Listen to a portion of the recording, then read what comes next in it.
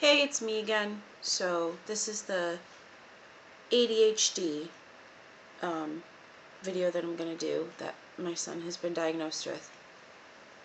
And I'm just going to do the same thing I did in the last video, just give you what it is and the signs and symptoms, and you can go read about the rest on your own. So let's get started. What is attention deficit hyperactivity disorder? ADHD, or also known as ADD, where you don't have the hyperactivity. Attention deficit hyperactivity disorder is one of the most common childhood disorders and can continue through adolescence and adulthood. Symptoms include difficulty staying focused and paying attention, difficulty controlling behavior, and hyperactivity, like overactivity. ADHD has 3 subtypes. Predominantly hyperactive impulsive. Most symptoms, 6 or more, are in the hyperactivity impulsivity categories. Fewer than 6 symptoms of inattention are present, although inattention may still be present to some degree. Predominantly inattentive. The majority of symptoms, 6 or more, are in the inattention category, and fewer than 6 symptoms of hyperactivity, impulsivity are present, although hyperactivity, impulsivity may still be present to some degree. Children with this subtype are less likely to act out or have difficulties getting along with other children. They may sit quietly, but they are not paying attention to what they are doing. Therefore, the child may be overlooked, and parents and teachers may not notice that he or she has ADHD. Combined hyperactive, impulsive, and inattentive. 6 or more symptoms of inattention and 6 or more symptoms of hyperactivity, impulsivity are present. Most children have the combined type of ADHD. All right. Signs and symptoms. Signs and symptoms. Inattention, hyperactivity, impulsivity are the key behaviors of ADHD. It is normal for all children to be inattentive, hyperactive, or impulsive sometimes, but for children with ADHD, these behaviors are more severe and occur more often. To be diagnosed with the disorder, a child must have symptoms of 6 or more months and to a degree that is greater than other children of the same age. Children who have symptoms of inattention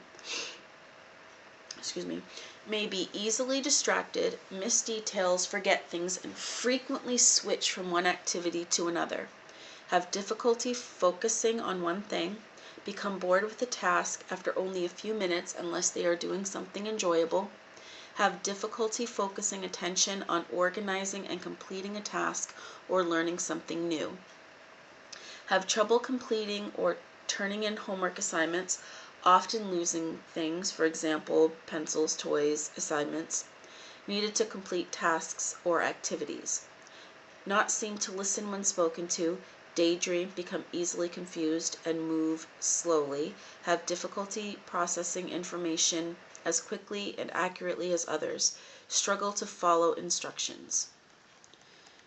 Children who have symptoms of hyperactivity may fidget and squirm in their seats, talk non-stop, dash around, touching or playing with anything and everything in sight, have trouble sitting still during dinner, school, and story time, be constantly in motion, have difficulty doing quiet tasks or activities. Children who have symptoms of impulsivity may be very impatient, blurt out inappropriate comments, show their emotions without restraint, and act without regard for consequences, have difficulty waiting for things they want or waiting their turns in games, often interrupt conversations or others' activities. Okay, ADHD can be mistaken for other problems. Parents and teachers can miss the fact that children with symptoms of inattention have the disorder because they are often quiet and less likely to act out. They may sit quietly, seeming to work, but they are often not paying attention to what they are doing. They may get along well with other children compared to those with the other subtypes who tend to have social problems, but children with the inattentive kind of ADHD are not the only ones whose disorders can be missed. For example, adults may think that children with the hyperactive and impulsive subtypes just have emotional or disciplinary problems. So that is an overview of ADHD, ADD in children.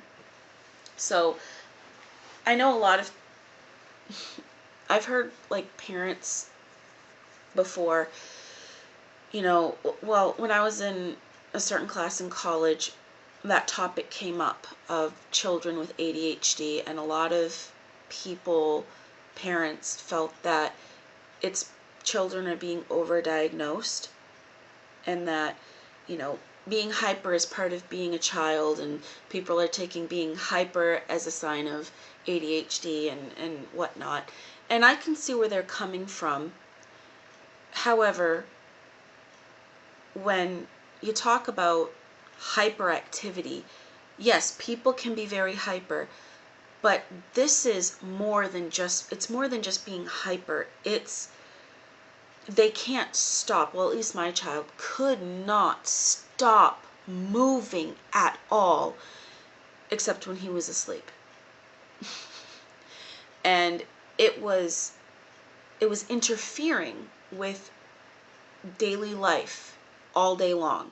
So that's what they mean by hyperactivity.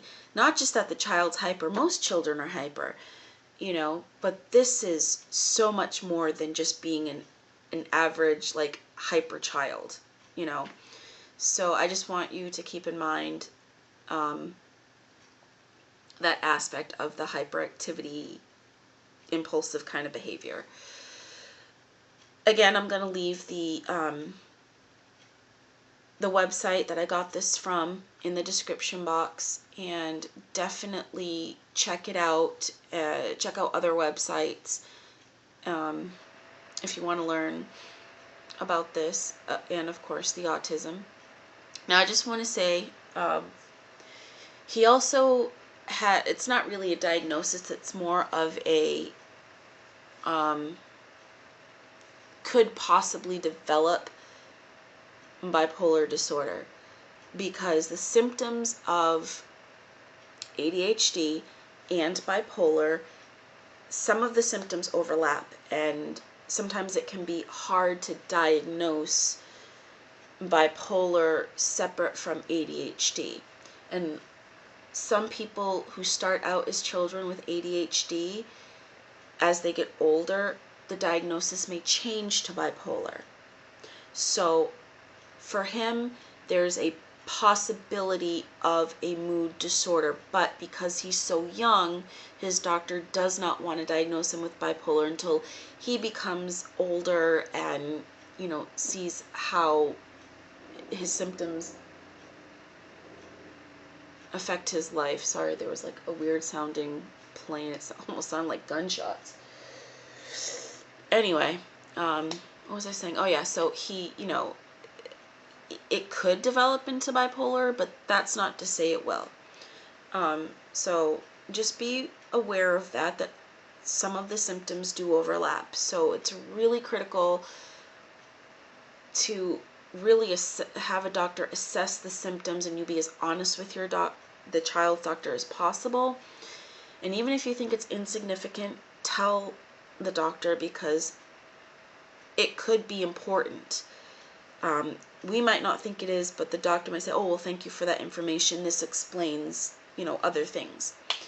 All right, so I'm going to go. I hope this was helpful, at least giving you an overview of the symptoms. And again, please check out this information and just kind of familiarize yourself with this kind of thing, especially if you do have a child that has been diagnosed with some sort of disorder. I'm only going to talk about my son's disorders. There's a lot out there, but definitely look into it and do your research, because it definitely helps to know what you're dealing with. All right, thank you for watching. I will talk to you guys later. Bye.